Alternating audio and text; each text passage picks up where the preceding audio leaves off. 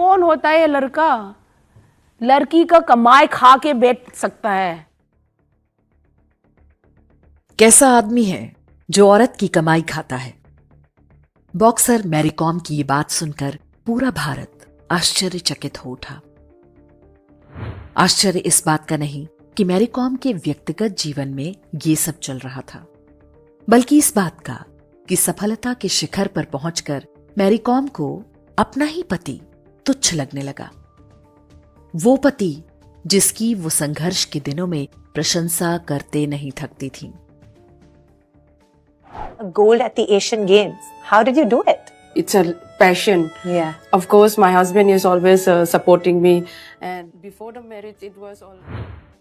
Mary Kom इकलौती नहीं, ऐसी ढेरों कहानियां हम रोज सुनते हैं, समाचार पत्रों से लेकर सोशल मीडिया तक।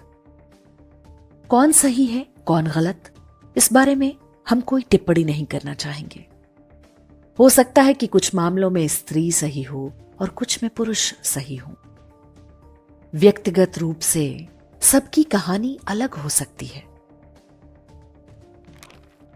सृष्टि के आरंभ से ही एक व्यवस्था बहुत स्वाभाविक रूप से बनी थी। पुरुष बाहर से कमा कर ला रहा था और स्त्री उससे परिवार बना रही थी। ये नियम प्रकृति ने बनाया था, पूरी धरती के लिए। सिंधु सरस्वती घाटी से लेकर मिस्र, मेसोपोटामिया और रेड इंडियन सभ्यताओं तक ये व्यवस्था चलती रहे, इसके लिए आवश्यक था कि महिला अपना घर छोड़कर पति के पास जाए। सब कुछ ठीक चल रहा था, लेकिन तभी महिलाओं ने नौकरी करना शुरू कर दिया। महिलाएं पहले भी कमाती तो थीं, लेकिन नौकरी नहीं करती थीं। वे परिवारों के व्यवसाय का बैक एंड हुआ करती थीं। कारीगर समुदायों में वे निर्माण में सहयोगी की भूमिका निभाती थीं।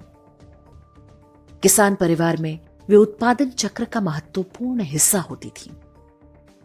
ये सारे वो किसी भी फैमिली कोर्ट में जाकर देख लें, तलाक की अधिकांश याचिकाएं महिलाएं ही लगा रही हैं। ईसाइयों में डिवोर्स लेकर वे क्या ढूंढ रही हैं?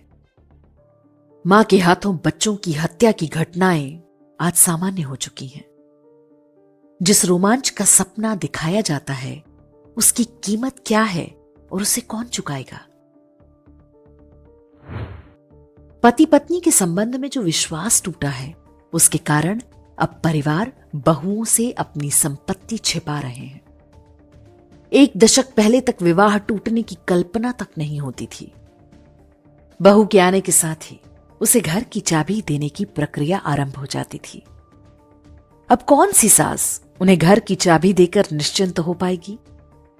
मैरी कॉम ने तो अपने पति के सहयोग से सफलता पा ली। अब कौन पति उस तरह से अपनी पत्नी का सहारा बनेगा? ऐसे माहौल में हमारी बेटियों के साथ कौन खड़ा होगा? बीते 1-1.5 दशक में स्वतंत्रता और बराबरी के नाम पर जो अराजकता फैलाई गई है, वो अंततः महिलाओं का ही अहित करेगी। आज जो 40 से 50 वर्ष के बीच में है, उस पीढ़ी ने तो अपना सत्यानाश कर ही लिया। अब वे अपनी बेटियों के लिए गड्ढा खोद रहे हैं। दुख इस बात का कि ये सब नारी सशक्तिकरण और लैंगिक समानता के नाम पर हो रहा है।